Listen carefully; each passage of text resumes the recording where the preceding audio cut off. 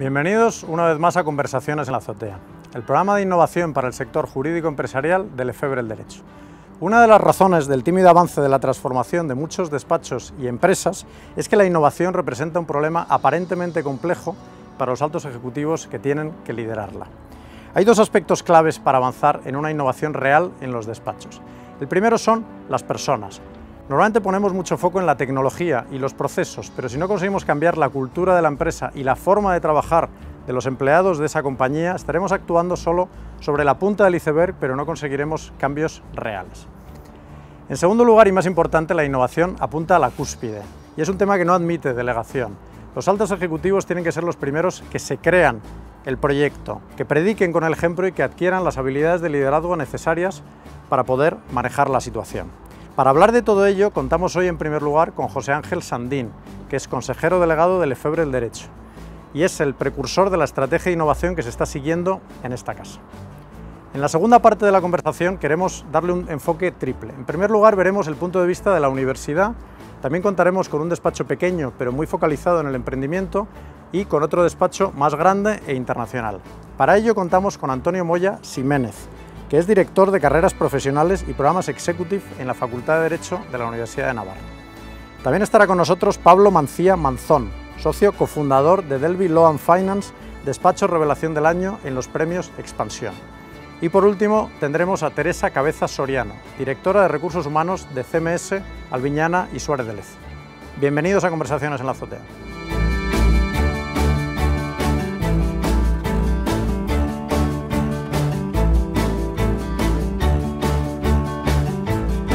A diferencia de otros sectores económicos que han entendido el valor de la innovación como eje fundamental de sus negocios, el sector jurídico ha ido a lo más lento. Sin embargo, en el estudio de innovación LED estamos detectando que esa tendencia está cambiando debido en parte al impulso de unos líderes que hemos llamado visionarios. Hola José Ángel, ¿qué tal? Buenos días. Muchas gracias por estar aquí. ¿Estás en tu casa, literalmente? Sí, es un placer para mí estar en esta azotea conversando contigo, Alejandro. Y vosotros habéis empezado vuestro programa hacia la innovación hace ya unos años. Cuéntanos, ¿ha sido una decisión desde arriba? ¿Qué factores han provocado estos cambios? Bueno, en realidad llevamos innovando mucho tiempo, desde el primer momento que sacamos hace más de 20 años hasta los proyectos innovadores en los que estamos embarcados ahora. Sí es cierto que últimamente hemos decidido revitalizar esa innovación, esa orientación, esa estrategia hacia la innovación. Y el detonante, la chispa, ha sido esa focalización al cliente, el intentar darle mayor valor y darle soluciones innovadoras que le ayuden a trabajar mejor. O sea que sí, desde luego que ha habido una intención desde la dirección para que esto sea así. ¿Cuáles son los aspectos fundamentales que debe tener en cuenta un líder cuando se enfrenta a este tema de innovación y transformación? Bien, en primer lugar, la innovación se tiene que transformar en resultados. Es decir, no podemos pretender innovar por innovar, tiene que haber al final algo que sea beneficioso para el cliente y para la empresa. En este sentido, lo que pretendemos es que haya pues, una focalización en lo que necesita el cliente. En base a esa necesidad somos capaces de crear la innovación y entonces ahí tenemos la seguridad de que esa innovación se va a trasladar a resultados concretos. En segundo lugar, bueno, la innovación es algo transversal que afecta a todas las personas de la compañía. Podemos imaginarnos un proceso que se implanta y en el cual participan diversos departamentos, entonces tiene que haber una implicación seria de todos esos directores y departamentos que dependen de la dirección. Y luego, en tercer lugar, bueno, la innovación requiere grandes dosis de creatividad y hay que dejar espacio para esa innovación. Es algo que realmente no debe ser solo una responsabilidad de las capas más altas, sino que toda la compañía debe estar participando y creando en esa innovación. Una cultura más creativa que se propicie todo eso, ¿no? Exactamente. ¿Hay alguna iniciativa concreta, alguna medida que os haya funcionado especialmente bien?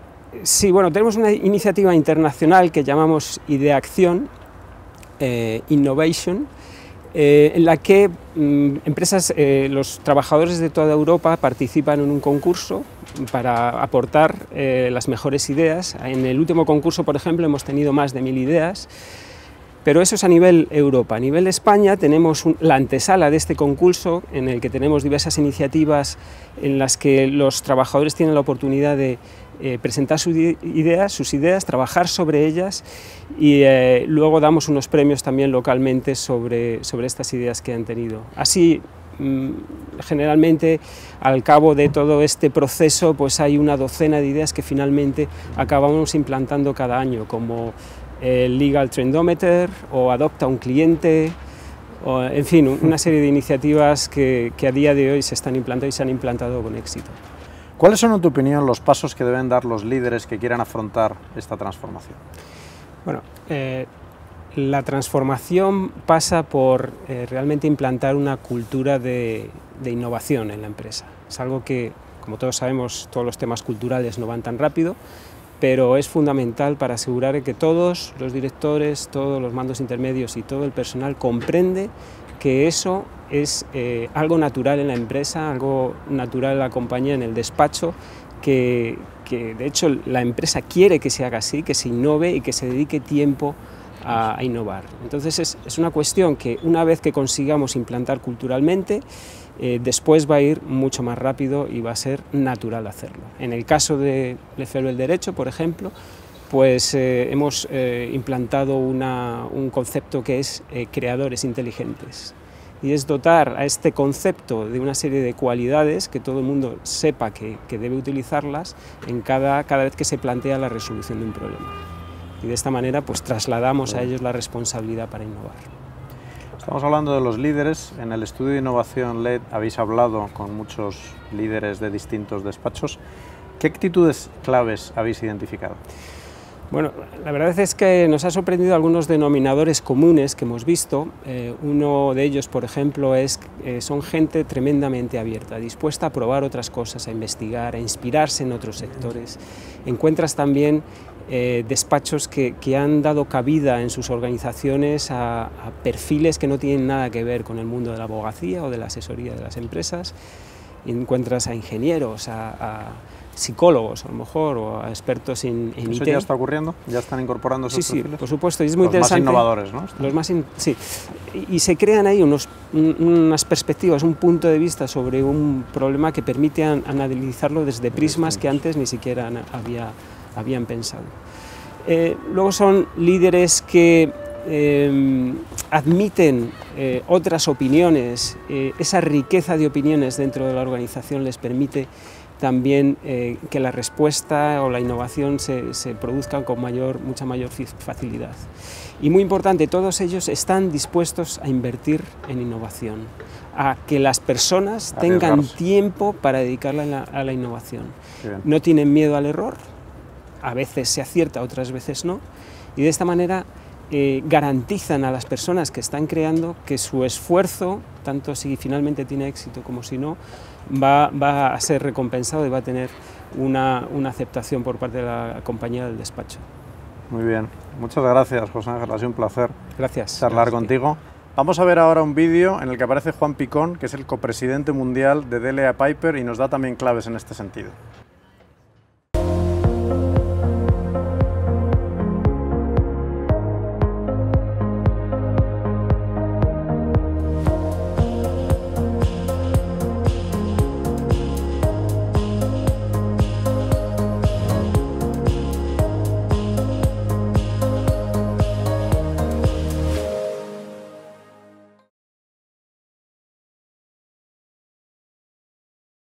Nosotros tenemos oficinas en 31 países, con lo cual es muy diverso el tipo de información, pero sí que hay un denominador común, que es que realmente no solo se está produciendo un cambio, sino que el cambio se está produciendo a una velocidad bastante impactante, ¿no?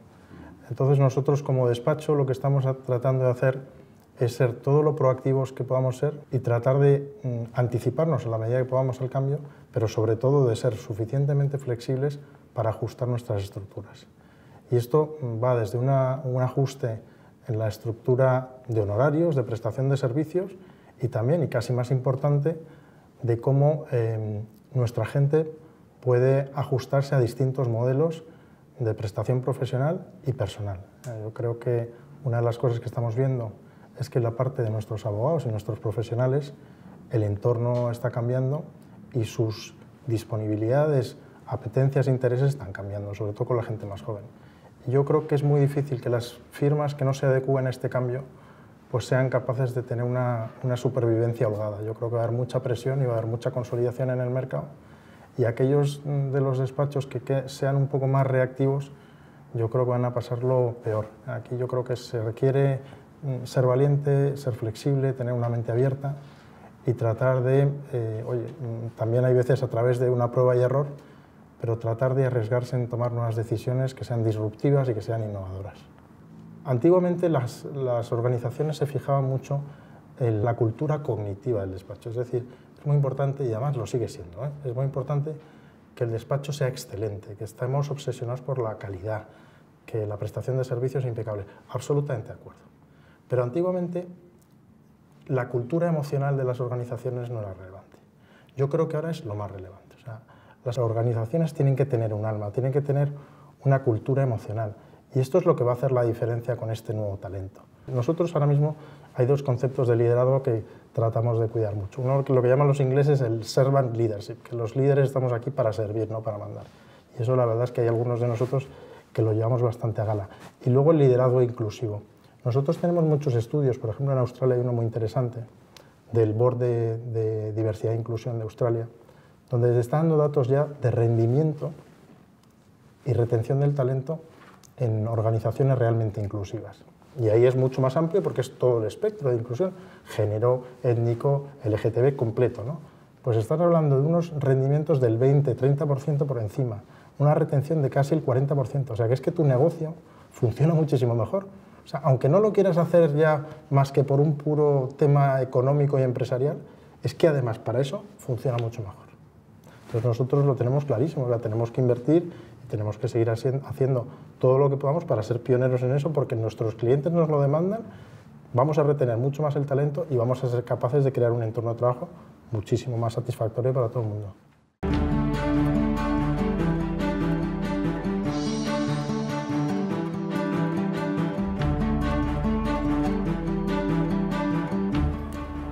Continuamos en Conversaciones en la Azotea, hablando de las aptitudes necesarias para liderar los despachos.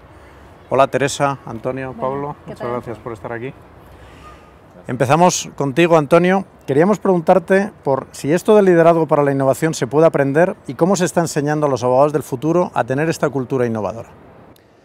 Bueno, el liderazgo en la innovación, como muchas otras habilidades, pues siempre se pregunta y siempre nos cuestionamos si es algo innato o es algo que se adquiere con la práctica.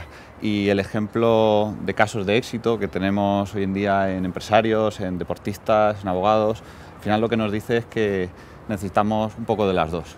Es innato porque por un lado requiere de vocación, de iniciativa, de voluntariedad, de actitud, de tener ganas de hacer las cosas de una determinada manera, de tener ganas de innovar, pero también es algo que se debe practicar. Solo la experiencia, la práctica y una sólida formación son los que al final te dan con los años el saber hacerlo mejor.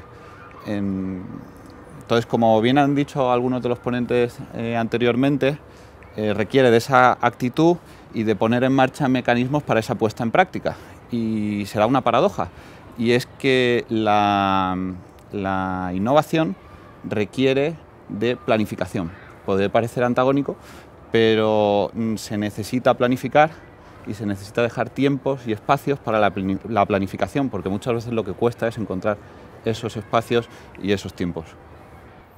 Muy bien. ¿Estáis aplicando vosotros metodologías innovadoras en la universidad? Bueno, yo en primer lugar yo creo que los centros de formación y en especial las universidades tenemos que tener en nuestro ADN e incorporar la innovación como un elemento más de nuestro ser. Solo así podemos transmitir y ser capaces de generar una cultura de transmitir la innovación a los alumnos. Es algo que se contagia por la cultura, que se contagia por el entorno. Nosotros pensamos que es importante tener programas de formación académica y extraacadémica que doten al alumno de experiencias vitales que estamos convencidos después van a hacerlos más atractivos en el mundo profesional. Al final, si las organizaciones quieren incorporar una cultura de la innovación, van a ir a buscar un talento y van a ir a buscar profesionales que lo tengan y hayan vivido experiencias de este tipo. Luego somos nosotros los que tenemos que procurar proveerlos para que después el talento que algunos van a venir a captar pues encuentren ese espíritu innovador en los estudiantes. Teresa, por alusiones, ¿cómo lo veis desde la perspectiva de recursos humanos? ¿Percibes en los líderes de los despachos esta actitud y lo que estaban diciendo antes Juan Picón y José Ángel? Sí, a ver, vaya por delante que hablar de despachos así de manera genérica es complicado, porque tenemos tamaños muy diferentes y genéticas muy distintas y composiciones muy distintas, ¿no? Pero indudablemente es algo que no es elegible. Ya lo comentaban Juan y lo comentaba José Ángel, no es elegible, nos empuja la sociedad, nos empujan los clientes y nos empujan los propios jóvenes que vienen de las escuelas como la de Antonio, como estaba comentando, y que no nos dejan no optar por ello, ¿no? En nuestro caso, bueno, tenemos iniciativas de innovación que nos vienen internacionalmente de nuestra alianza CMS. Y por otra parte, queremos optar porque no solamente las lidere la cabeza más visible del despacho, sino que podamos capilarizar esas iniciativas hacia los, como decía el profesor Malaret de Harvard, los líderes con L minúscula, ¿no? Esos que son personas claves en la organización, que a veces no tienen una posición muy alta en el organigrama y sin embargo que son capaces de arrastrar, de llevar y tienen esa capacidad identificados de a esas personas? ¿O a algunos sí, y luego siempre hay que estar un poco atento, ¿no? A ver por dónde pueden surgir otros. Muy bien, muy bien. Pablo, vosotros sois percibidos como un despacho innovador, trabajáis mucho con emprendedores. ¿Qué cualidades y aptitudes específicas creéis que os diferencian de otros despachos? Bueno, buenos días antes y muchas gracias por la invitación y por mencionar este reconocimiento. A ver, nosotros nos consideramos, ante todo, emprendedores y abogados, las dos cosas. Nuestro despacho nació en un ámbito, en un entorno digital. Nuestras primeras oficinas estuvieron localizadas en una aceleradora de empresas tecnológicas, por lo tanto, teníamos como vecinos de puerta a nuestros propios clientes. Y esa relación e interacción y esa experiencia nos hizo pues, conocer de primera mano sus necesidades. Adoptamos muchas filosofías de las startups y nos dimos cuenta que teníamos que hacer las cosas diferentes desde un inicio.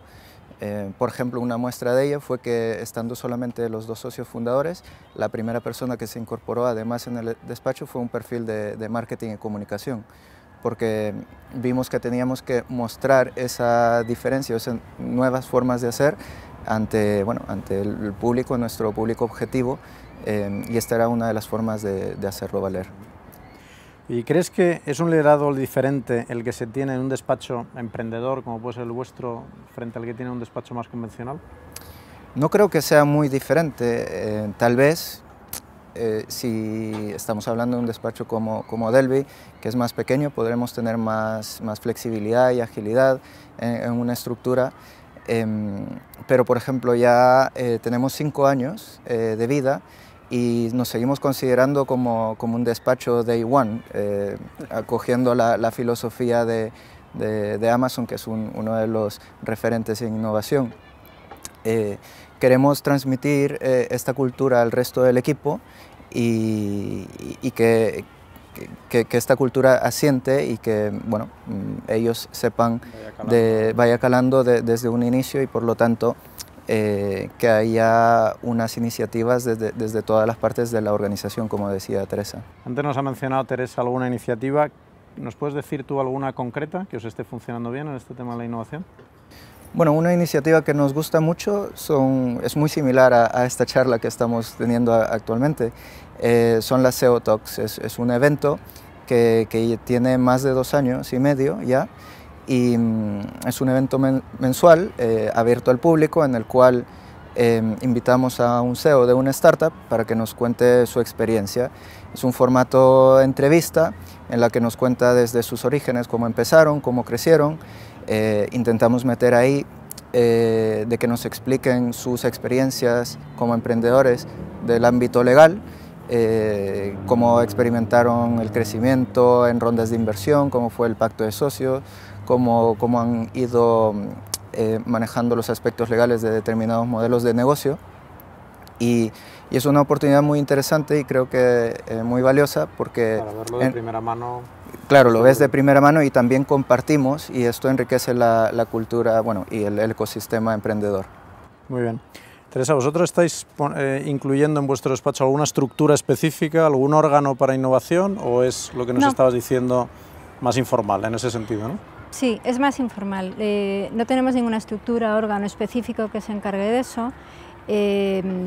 Normalmente las ideas intentamos, o al menos intentamos escuchar pues mucho a los jóvenes, ¿no? Y a la gente incluso, aunque no sean tan jóvenes, pero que acaban de llegar a la organización, que todavía tienen como el efecto marciano, ¿no? De ver y ver las cosas desde fuera, ¿no? Entonces intentamos escuchar y a partir de ahí intentar parir algo entre todos y bueno, iniciativas de tipo conocimiento compartido, de tipo temas, por ejemplo, trabajando mucho el tema sectorial, no tanto las áreas de práctica clásicas y demás, intentar lo que decía, capilarizar y proyectos, cosas muy concretas, no grandilocuentes, muy concretas, muy pequeñas. Una pregunta para todos, pero me gustaría empezar por Antonio. ¿Qué aptitudes creéis que deben tener los líderes de los despachos para adaptarse a esta nueva realidad? Pues muchas. ¿Cuáles serían las dos o tres que te vienen a la cabeza? Por destacar algunas, yo diría que hay dos en el ámbito de la gestión de personas. Una la ha dicho Teresa, que es la escucha, y la escucha en los líderes que quieren innovar significa estar abierto a escuchar a veces cosas que a uno no le gusta oír, y es saber rodearse sabiamente de personas que no siempre van a decir lo que uno quiere escuchar, sino que están bien preparadas, bien formadas y dar cabida a la diversidad de opiniones. Y la otra es la propia gestión del equipo. Para que las personas aporten ideas, para que las personas quieran innovar, hay que cuidar mucho la cultura, hay que generar un clima de confianza, hay que dar un entorno que fomente el intercambio de ideas y de opiniones. Y en la parte más estratégica o de dirección, destacaría la valentía, por un lado. Yo creo que todos llevamos dentro un gran entrenador de fútbol, pero el día que nos toca ponernos a lidiar con el toro, pues no es tan fácil y podemos caer en el inmovilismo. Ser capaces de tomar decisiones y no dejar las cosas como están para que no pase nada malo, para que no nos equivoquemos, y ser valientes y atrevernos a cambiar sería perfecto. ¿Cómo lo ves tú? ¿Qué sí, aptitudes yo insistiría en esa valentía o audacia, ¿no? Una audacia con cierto control, pero audacia. La flexibilidad parece obvia y la humildad. ¿Cómo lo ves? Bueno, yo creo que para que un liderazgo sea eficaz tiene que ser open-minded y flexible, lo mismo que comentaban. Pero tiene que basarse en una cultura de empresa muy bien marcada y muy bien definida, y la organización tiene que saber el porqué de esa cultura, por qué hacemos las cosas. Y obviamente saber escuchar es muy importante, tanto a tus clientes como a tu organización interna, para poder adoptar los cambios necesarios y estar siempre abiertos a realizar estos cambios. Y se nos acaba el tiempo y os voy a pedir en 30 segundos a cada uno vuestra opinión sobre los retos, desafíos y amenazas que tienen los líderes de los despachos en este nuevo entorno. Teresa.